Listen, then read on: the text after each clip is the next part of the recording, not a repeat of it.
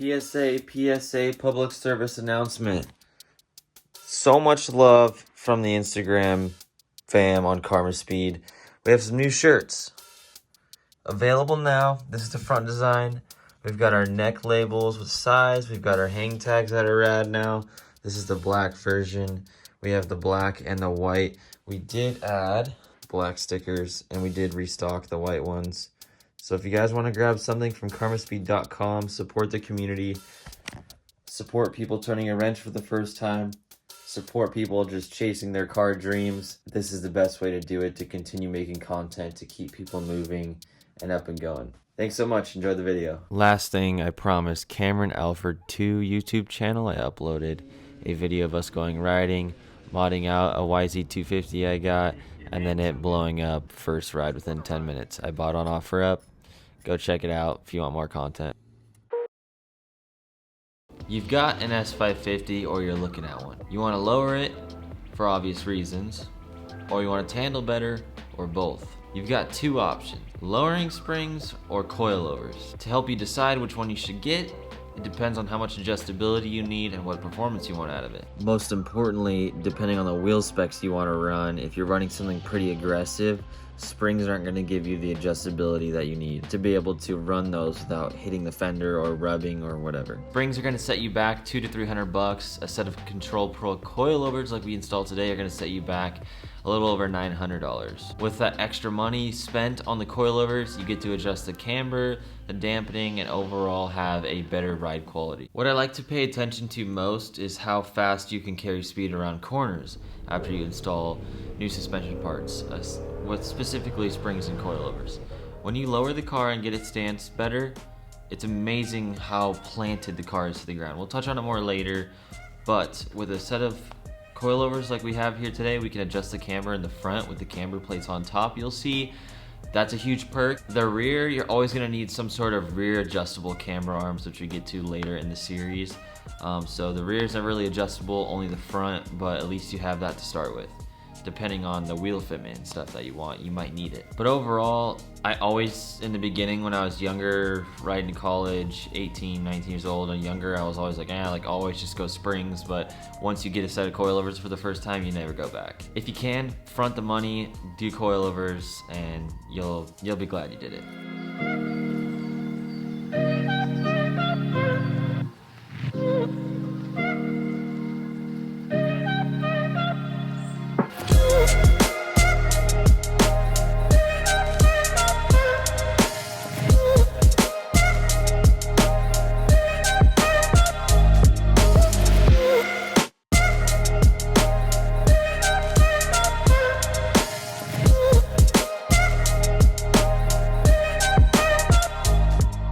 You are looking at a set of Control Pro coilovers from K-Sport. Now you'll see this one right here is for the front. These are full coilovers, and in the rear we have independent rear suspension, but the spring and shock are still separated, so these two are together. This is our front, and this install is not too bad. You got a couple bolts. We got to lower the subframe a little bit. It's kind of intimidating if you're new to cars, but I think you guys will be a little more comfortable by the time this video is over. And this car already handles insane, so going straight to coilovers just got me really excited. We're going to get the ride height we want, and it's going to handle even better, which this is the best handling car I've ever had by far. Penetrating lubricant of any sort like this PB blaster is going to be your friend on your brake rotors. Sometimes they're seized on, rusted on. This will save you a lot of time and energy. Let's take a 15mm and go to the back side of the brake caliper. You're going to see two arrows here in a second to point out the two bolts that you need to remove to get this brake caliper completely off.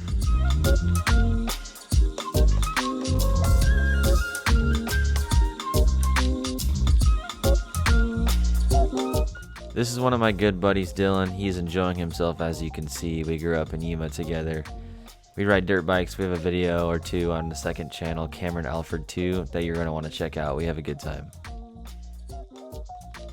Once the brake caliper is removed, you can go ahead and set it out of the way so that the brake line does not get damaged.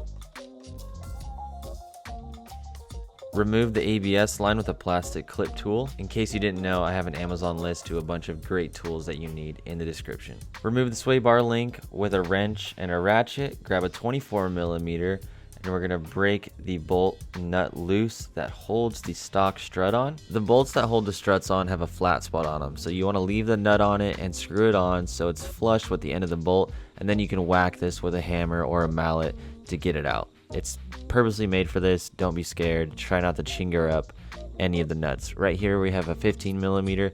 We're gonna loosen the top of the stock strut so that it can fall down, but not all the way out. Whack the bolts out of place. This is a really short, heavy hammer. We needed that. We tried the mallet, it didn't work. A mallet is a rubber hammer, if you didn't know. These two bolts have splines, so they must come out straight. That's why you have to pound them out with a hammer. The only thing holding the strut in is the top nuts now. We can go ahead and remove all three of those and carry it to the table. We're gonna do some measuring. We've got the stock strut out. We have the new coilover on the table. Now, what ride height do we put it at, and how tight do we put the spring on? We're gonna go over that. Most people get frazzled at this part, but it's really easy and I'll walk you through it.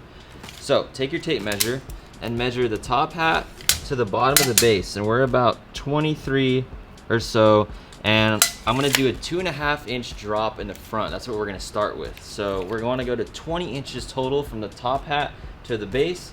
So we're gonna go ahead and measure the K-Sport. We're looking at about 19 inches right now. So to change the ride height on these, we're gonna wanna loosen this bottom black lock ring, and we're gonna twist the whole bottom assembly out until it measures 20 inches. So we're at 19 and a quarter.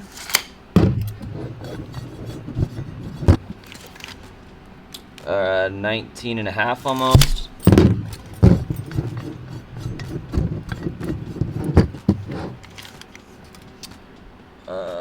19 and 7/8. Jeez. Oof, went a little too far. 20 and a quarter almost. Gonna tight twist it in 2 turns. Almost. Let's go out just a little bit. 1 full rotation. What? Oh my gosh. 20 on the dot. Okay, so now we're gonna take the black ring and we're gonna lock the ride height in place. And take our spanner wrench, tighten it snug. Now, as far as the spring, we want to compress it so we can twist this a little bit. So I'm going to get this thing, I'm going to hold the top here, doesn't rotate.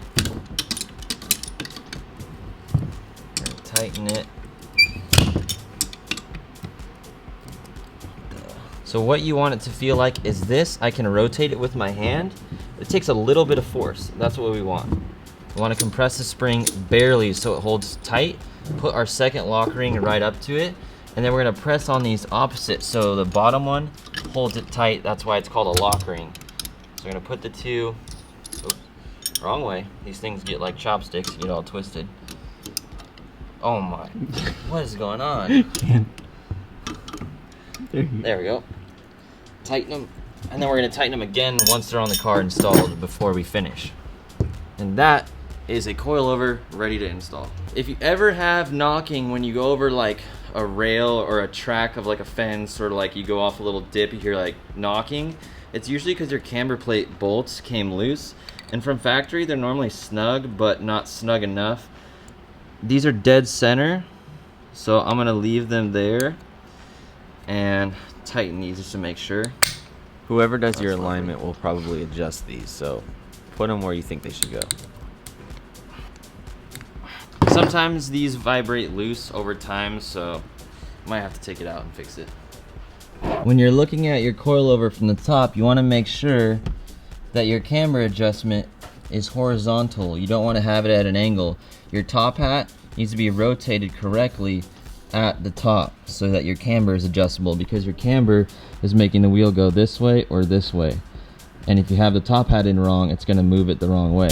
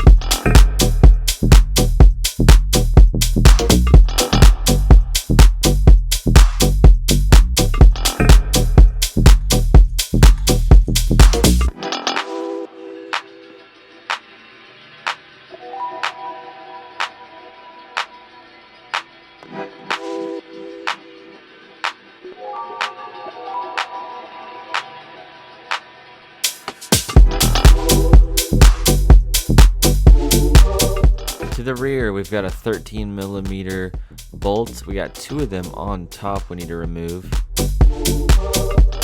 Let's take a 15mm. Let's go ahead and remove the 2 bottom bolts on the spring bucket. Now we're going to start taking the subframe down and lowering it a little bit. Seems daunting, but it's not that bad. We're going to take off this little piece right here. Various socket sizes, you guys can figure it out. We're going to look for that bolt up there that you just saw. Let's repeat all of this on the other side so that we can lower the subframe evenly. This is necessary to remove the springs out of the spring buckets, otherwise they're stuck in there. Lowered the subframe here. All the bolts I showed you, nothing more. Remove the spring, just the right angle. Perfect.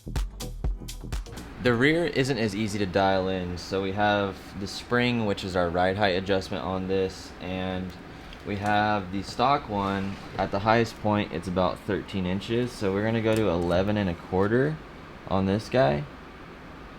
See what we can get there. Be a little bit conservative, and then if we have to adjust it later, we can. I don't know where my head was at. I didn't explain this in depth enough. This is how you control the ride height right here. When you move the rings up and down, it allows the spring to be taller or shorter, therefore adjusting the ride height.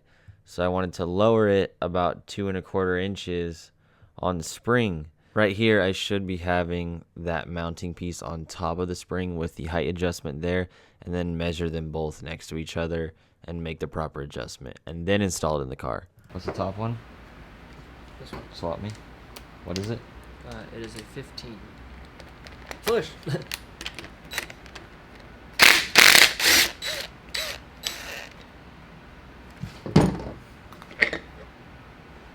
Hold it. You can do both actually. Yeah. While I hold it. Show the pliers first, let them see them. Too far, too close, back up. Yeah. Okay, go ahead. Perfect.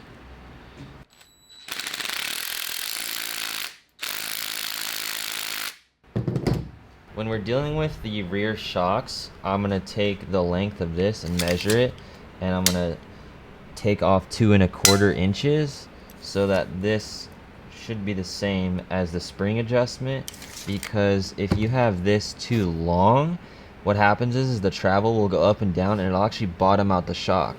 So I'm gonna go ahead and put a zip tie on this, and when we take it for a test drive, I'm gonna make sure the zip tie only goes about halfway, 3/4 up. If it gets closer to the top, that means we're getting too close to bottoming out the shock, and you're gonna prematurely wear out the shock. It'll last a long time if it travels to halfway or 3/4 on a regular basis. No more than that, and then you're good. And that's all dependent upon this adjustment. It's like a ride height adjustment, but the shock isn't what changes the ride height. The spring is for the rear with this independent style. So just remember that.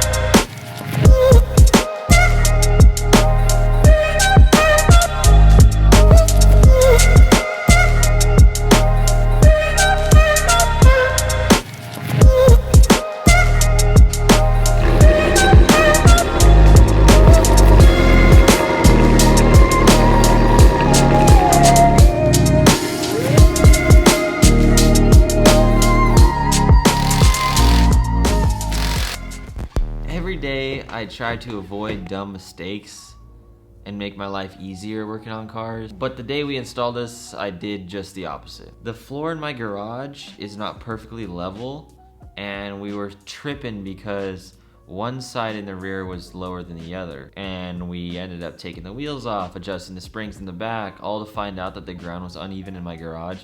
We drove it onto the street that was more level, and we had literally everything on point. So be careful where you set up your coilovers and make sure the ground is pretty even, because mine does, my concrete swoops down a little bit. Nothing like you can like obviously see, like I didn't even notice it, but it is enough to throw it off. So it's off by, you know, 1/8 of an inch on one side, because I want it to be perfectly the same. And we measured everything out in advance so that it's right. So when we measured everything and then it wasn't right, we're like, why is it off 1/8 of an inch? Now you know.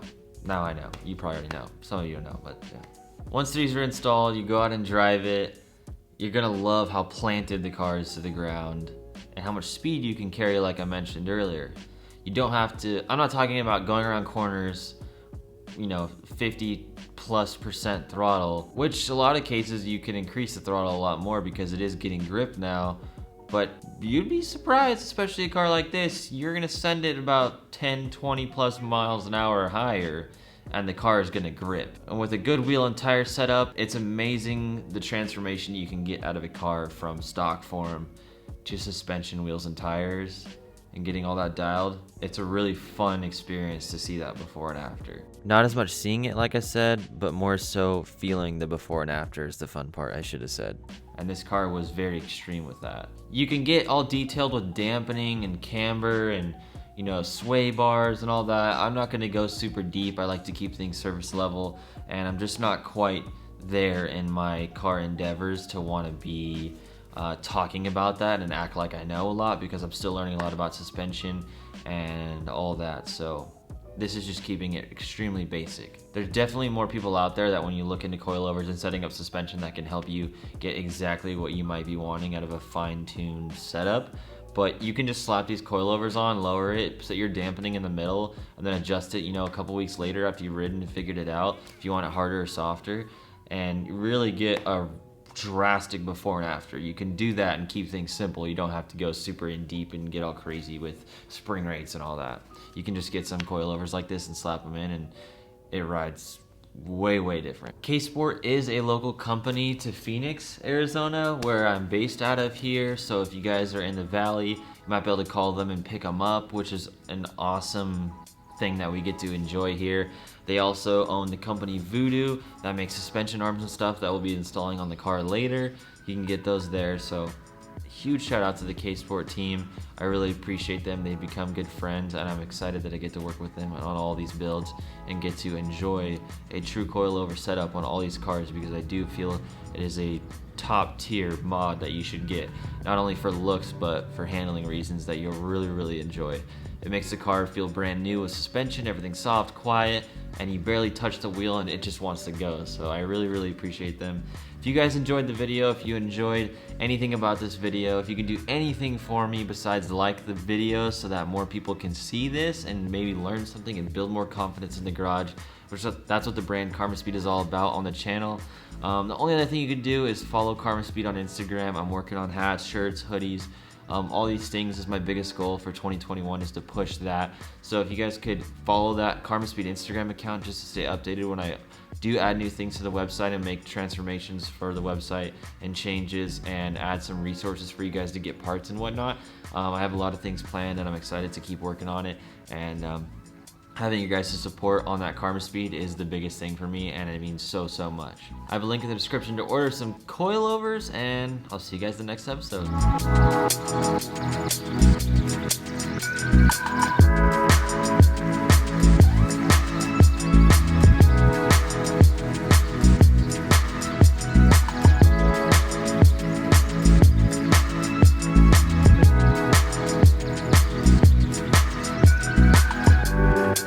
Yeah.